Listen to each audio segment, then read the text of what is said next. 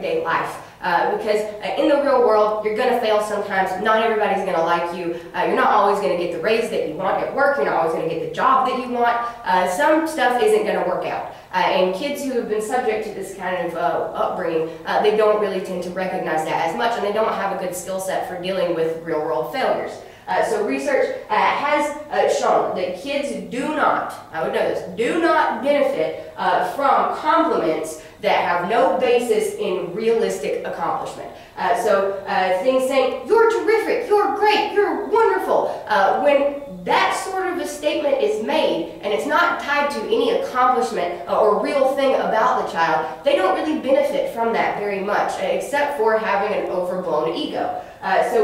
When kids actually strive for worthwhile goals, achievement is going to foster self-esteem. When the kid is rewarded and you're told, "Oh, you're so smart, you tried really hard right there, good job," that kind of thing. When you make comments about things that have a realistic sort of basis, then that's going to be where the kid is going to benefit a whole lot, not from actually being told that they're terrific and wonderful and awesome when they haven't really accomplished anything. So they're going to learn that they can be rewarded and they can be praised even if they don't do anything. Okay. Self-esteem is also going to affect the way that kids make achievement-related attributions. So this is very important. You're going to need to know this, so pay attention to this. Replay this section if you need to, because it's very important. Attributions. What attributions are, there are common everyday explanations for things that people do. So it's basically our answer to the question, why did I do that, or why did he do that, or why did she do that? So you're attributing a behavior to something else. So I'm upset because I failed the test, or that kind of thing. So I'm upset. Why am I upset? I'm attributing this sadness and being upset to my failure of this test. So that is what an attribution is. So it's basically an explanation for a behavior or for something else. School-age children who have a pretty good sense of academic self-esteem and motivation to do well, they're going to tend to make mastery-oriented attributions. So what these are is basically knowing that how good I do at something is going to be determined by my effort.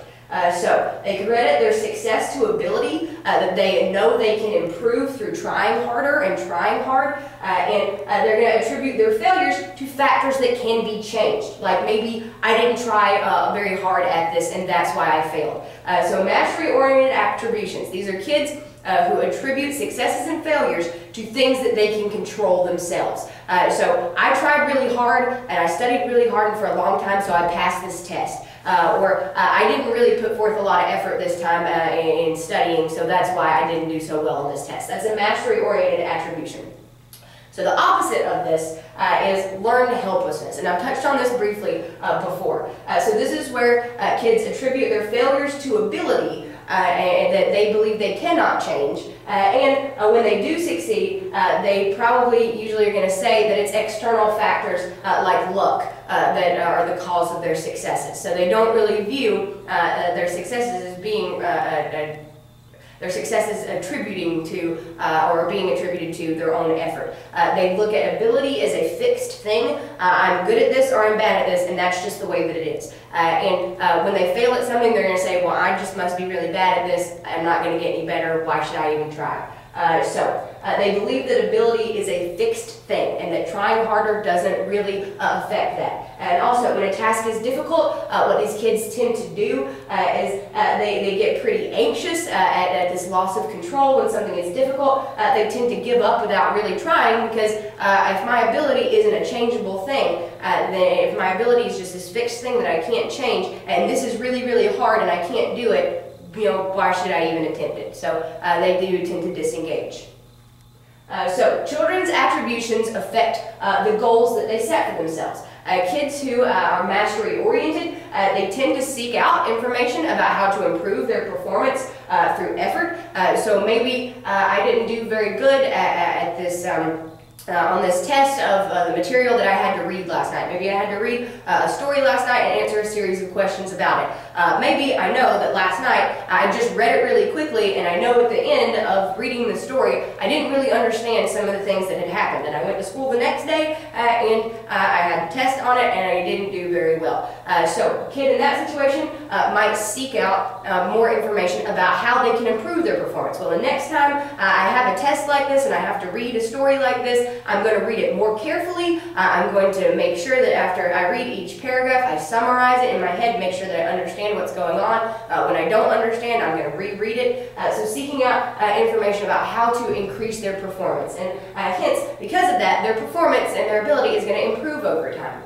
But learned helplessness kids, they don't make the connection between effort and how good you do at something. What you're going to see is that they're going to focus on obtaining a positive and avoiding a negative evaluation about their fragile sense of ability. So if there's a possibility that they're going to have a negative outcome for their self-esteem, they're going to avoid that completely. So they're going to focus on obtaining positive evaluations and avoiding negative ones. What you're going to need to know, this is very important, you will be asked this, over time, their ability no longer predicts how good they actually do because they don't try. Maybe they could solve this problem, this math problem, if they just sat down and they thought about it and they focused on it for a while. But because they don't connect trying to understand the problem with being able to understand the problem, they think that, well, I should just be able to look at this and know how to do it. And if I can't, then oh well, I'm not going to do very well, I'm just not going to try hard. So they don't make that connection. So over time, their actual ability no longer predicts how well they do at something because they don't try anymore. Because they failed to connect effort with success, they're not going to develop these skills metacognitively that are necessary to keep themselves on track to get towards a goal that are going to be necessary for high achievement. Remember, we talked about those memory strategies that kids use in order to remember new things, like repeating something over and over again to yourself, organizing it, that kind of stuff. If kids develop this sense of learned helplessness, they're not going to develop those skills, and henceforth they're not really going to do well for the remainder of their years in school.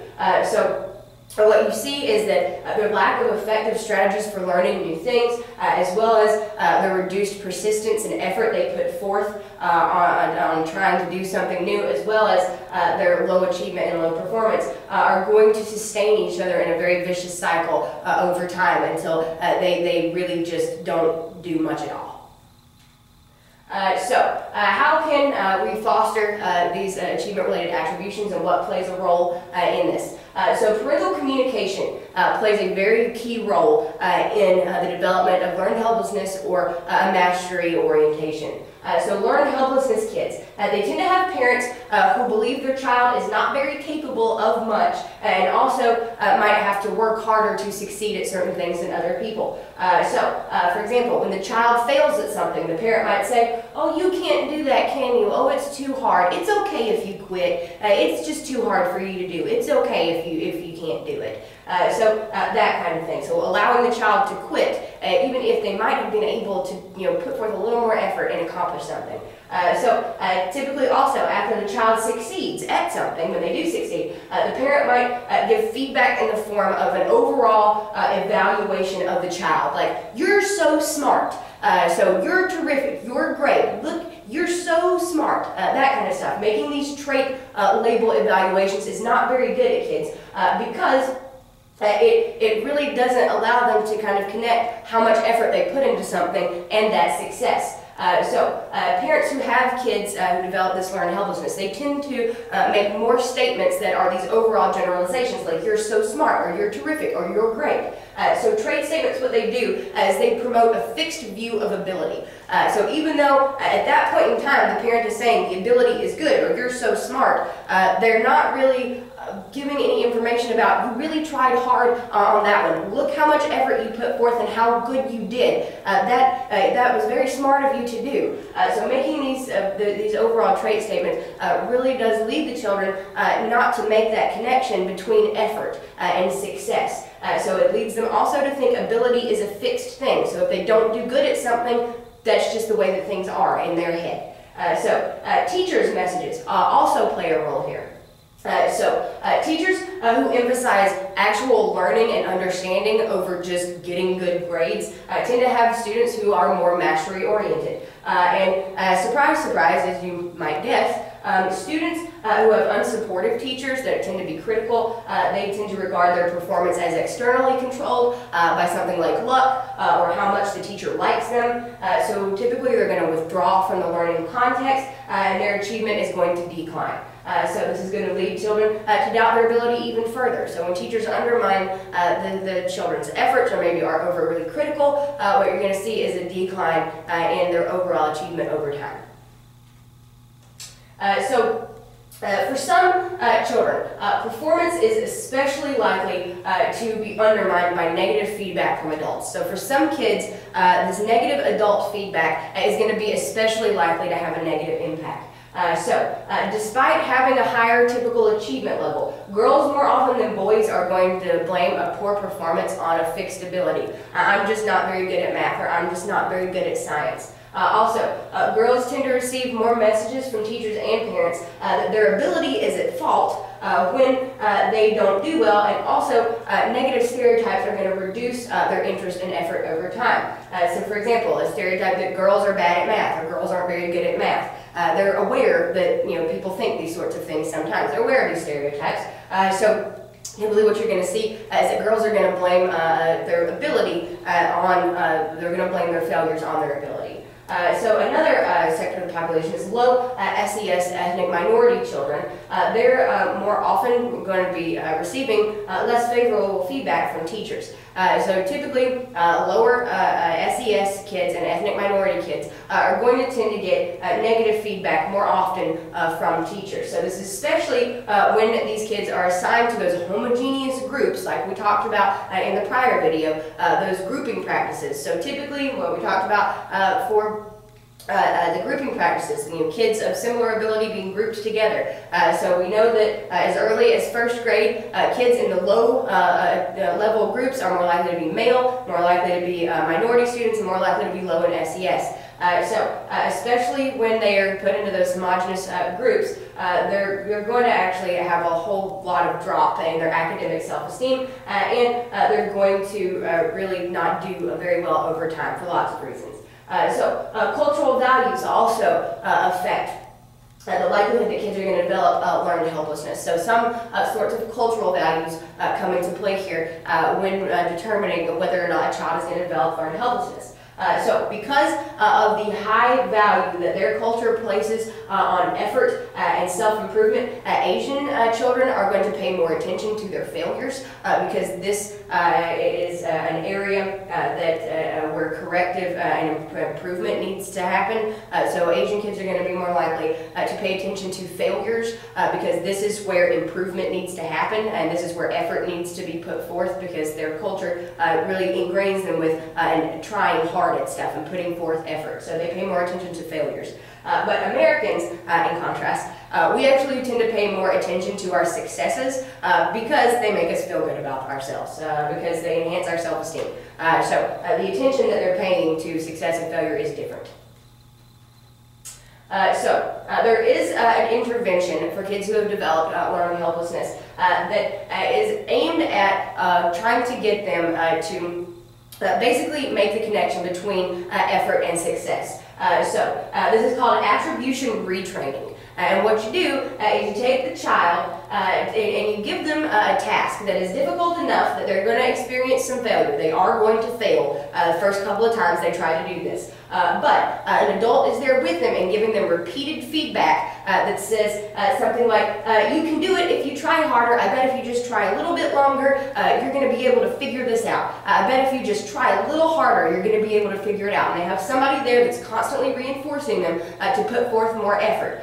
So when they do succeed, they get additional feedback like, you're really good at this, or you really tried hard on that one, good job. So they can start attributing and making that connection in their head between how hard they tried at something and their success at that thing. Another approach that you can use is to encourage low-effort kids to focus less on their grades and to focus more on mastering a task for its own sake. You can also coach them in effective learning strategies. For mastering a task for its own sake, maybe don't just learn to read so that you can pass this reading test at school, but you're going to need to learn to read for the rest of your life. It is going to be a very big deal for the rest of your life. Not being able to read is going to cause a lot of problems for you throughout life. So trying to get them to learn things because of the value of those things, rather than just to make a grade, can make them more important to the child, and therefore they're going to put more effort into learning. Attribution retraining, like any other type of intervention, the earlier you begin that intervention, the better, and the longer it lasts, the better. You need to get to these kids pretty early before their views of themselves become more and more difficult to change. The longer they have this view of themselves, the harder it's going to be to change over time. Okay, so now let's switch gears a little bit. Let's talk about emotional development, so shifting away from the self. Greater self-awareness and sensitivity to other people's emotions really do support how much more emotionally competent children become in middle childhood. We're going to see changes occur with their self-conscious emotions, as well as emotional understanding of themselves and others, and emotional self-regulation, or being able to regulate their emotional level. For self-conscious emotions, in middle childhood, self-conscious emotions like pride and guilt are clearly governed now by personal responsibility and are no longer really dependent on adult monitoring. So remember, earlier in the preschool years, maybe to feel guilty, the parent had to be there and be like, look, you should feel bad for doing that to that other person. But now in middle childhood, those feelings are tied to their own sense of self and their own personal responsibility, rather than just being influenced by what adults tell them to do. Kids are going to more often experience pride when they accomplish something, and also more are likely to experience guilt after they get in a fight with someone, even when no adult is there in the situation. Kids also no longer report guilt for any old mishap that happens. Or what they do is they're going to only feel guilt over things that they intended to do. Intentional wrongdoing they're going to feel guilty over, but something that is an accident, they're no longer going to feel an extreme amount of guilt over that. Intentional wrongdoing is going to be tied to guilt, and not so much stuff that they did on accident. Pride is going to motivate kids to take on new challenges. I know that if I feel proud about myself when I do this thing really well, I'm going to try harder to do it next time, so I can feel the sense of pride again, because being proud of yourself is enjoyable. Guilt is going to prompt kids to make amends when they have done something wrong, when there has been a transgression or wrongdoing. Harsh reprimands, though, from adults, it can lead to overly strict senses of shame and guilt. When you say something to a child like, everybody else can do it, why can't you? This actually is true whether it's coming from adults or from peers. Hostile teasing on the playground and trying to publicly embarrass another child, that's going to undermine their sense of self-esteem, and also is going to lead to more intense feelings of shame for the child. What you're typically going to see is that this shame is going to lead to a very sharp drop-off in self-esteem. That can trigger withdrawal from the social environment. It can trigger depression and anxiety, and also, surprise, surprise, very intense anger at the people or person who made them feel that way. This hostile teasing, maybe little Johnny has on a stupid shirt, and a couple of kids at school are really teasing him hard. Why would you wear that shirt? That's so stupid, that kind of thing, for something as trivial as the shirt that he's wearing.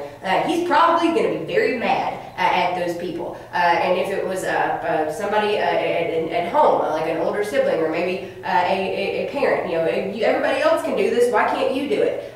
Embarrassing the child to feel shameful that way. They're probably going to be pretty mad at the person who made them feel that way. Okay, so emotional understanding.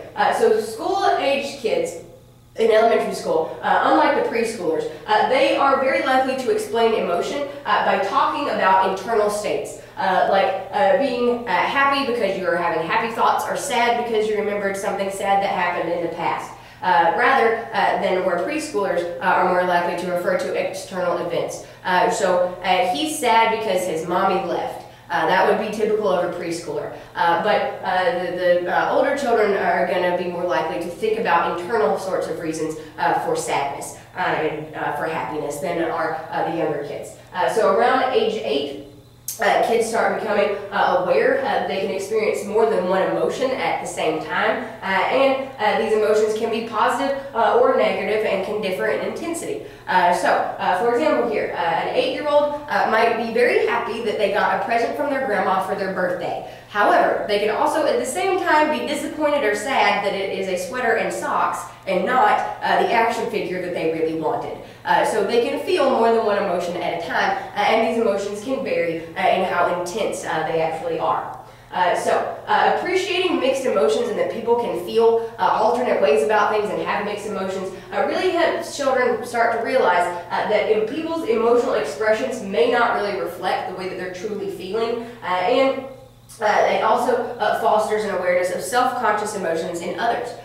So between ages 8 and 9, they get a lot better in their ability to distinguish pride from happiness and surprise. So knowing that those 3 things are different and being able to pick up on them and recognize them in other people. They start also understanding that pride combines 2 feelings of happiness. First, joy that you accomplished something, and second, joy that somebody significantly important to you recognized that you succeeded at something. Next, they can reconcile at this point contradictory facial and situational cues that might actually lead them to think one thing about another person's feelings.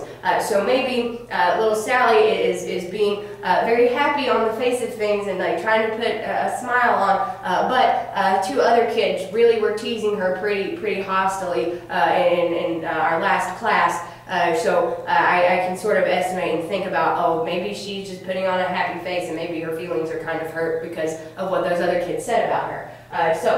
They can actually try to estimate what might have happened in a situation that might cause someone to be upset or cause them to be very happy, and they can use that to estimate how this person might react in other situations in the future. Just like self-understanding, emotional understanding are going to be supported by cognitive development as well as multiple social experiences. They've been on the planet longer, they're figuring new stuff out, and they've had more social experiences by this point. Especially here, an important experience is adults' sensitivity to and willingness to talk about feelings. When adults are appropriate in recognizing their child's feelings and their emotions, kids are going to feel a little bit better, are going to be a little bit better at understanding emotions, especially when their parents talk to them about it.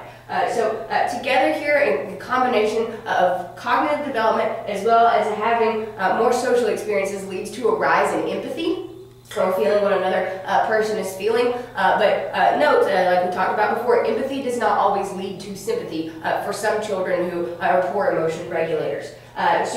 Kids who are relatively competent at regulating their emotions, they tend to, as they get older and older and move closer to adolescence, they tend to have advances in perspective taking that really lead to an increase in empathy for other people. They can also be sensitive not just to someone's immediate distress, but also to their entire life situation. For example, maybe in preschool, little Johnny is crying the first day that he went to preschool. And you might say, oh, very sad little Johnny, here, let me try to comfort you. But as they get older and get into adolescence, they might start considering and realizing that, well, maybe this person is upset not only because he misses his mom, but maybe because his dad lost his job, or maybe his dog just died, or maybe he's not really doing that well at school. So kind of considering a person's overall life condition rather than just response to an immediate stressor. Okay, here we get into emotional regulation. So regulating your own emotions. So being able to calm yourself down and things like that. There are rapid gains in emotional regulation that do occur in middle childhood. These are very important, and you can help facilitate them by talking to your kids about emotions and giving them good strategies for modifying their emotions. As kids engage in more social comparisons, and care more about what their peers think about them, they're going to have to learn to manage their negative emotion and how to really get over negative emotionality so that they can still remain in that social environment and not have a threat go on to their self-esteem. So by age 10, most kids are pretty adaptively able to shift between two general strategies for managing their emotions when they are kind of freaked out. So these two general strategies here, know these, know them. So first is problem-centered coping. This is where you're going to look at the situation and see that, okay, this is the thing that is freaking me out. Can I get away from it? Can I change it? Can I get out of here?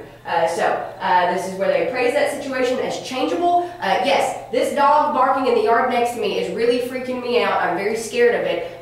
So how can I fix this situation? Well, I can fix this problem. I can go inside and get out of the situation and get away from that thing that's really freaking me out. So they identify the problem, know that it's changeable, and figure out what to do about it from there.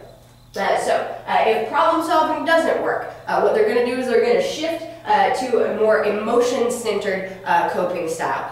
So this is where they kind of realize that maybe this problem, the thing that's scaring me or freaking me out, I can't get away from it right now. So what am I going to do? Well, let's try to just down-regulate my emotion to feel a little bit better about myself. So this is internal, and this is private, and this is where they're trying to control their own distress. They're really trying to down-regulate just how bad they feel or how freaked out they are about something. So maybe telling themselves that it's going to be okay, it's not really that bad, and this is in response to not being able to change the situation that's causing them to be upset. For example, when there is an anxiety-provoking situation, so maybe there's a big test that's coming up and kids are pretty anxious about it, or maybe they have an angry friend around them. Older school kids, they're going to be able to engage in problem-centered coping. So maybe seeking social support. So problem-centered coping, well, I'm pretty anxious about this test, so how can I fix that? Well, I can study more for it. Or maybe if I had a fight with my friend, I can disengage from that fight and I can seek social support from other people. But when the outcome of something is kind of beyond their control and they can't change the problem, like maybe they got a bad grade on a test, they are going to have to engage in emotion-centered coping. So maybe trying to distract themselves and say, it could be worse, it's not that bad, I got a bad grade on this test, but there'll be another test, or I did okay on my last series of tests, so this one isn't so bad. So emotion-centered coping, trying to distract themselves from the thing that's making them upset when it's beyond their control. Okay, emotional self-regulation really does develop through interaction with other people, with peers, with teachers, and with parents and siblings. They become more knowledgeable about the socially approved ways to display negative emotion. They're going to start maybe preferring verbal strategies to manage emotion, like maybe saying, please stop pushing me and wait your turn, or that's not very nice. That kind of stuff, instead of crying or sulking or getting aggressive at the source of that negativity. When kids have developed a good emotion regulation ability, when emotional self-regulation has developed pretty well and good in a child, they're going to acquire a sense of emotional self-efficacy. In any situation, self-efficacy is always going to mean confidence in yourself. For emotional self-efficacy, this is a feeling of being in control of your own emotions. You are confident in the fact that you know that you can emotionally navigate your social environment and that you can get through it. Even if a problem happens or something arises that upsets you, you know that you feel confident that you can emotionally down-regulate yourself to deal with this problem.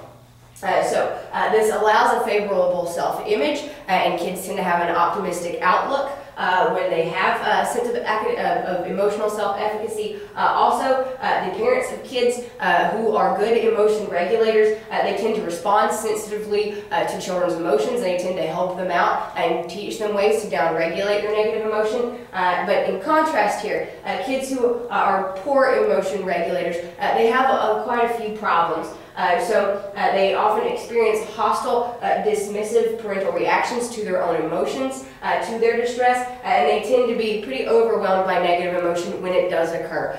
So in a situation maybe at school when they're freaked out about something, maybe somebody says something mean to them or they get pushed or something like that, this child is probably going to become overwhelmed by negative emotion and not know what to do about it. Okay, so understanding diversity and inequality. So children are not stupid. I've said this once before, I'll say it again. Kids aren't stupid, they are aware of a lot of things. And in the early school years, kids start to pick up on certain social trends that they see in their environment. So by the early school years, they start to associate power and privilege with white people and poverty and inferior status with minority individuals. So they don't necessarily acquire these through direct contact or directly from their parents or friends. They don't necessarily have to know someone who is racist or prejudiced for this to kind of understanding to develop in them.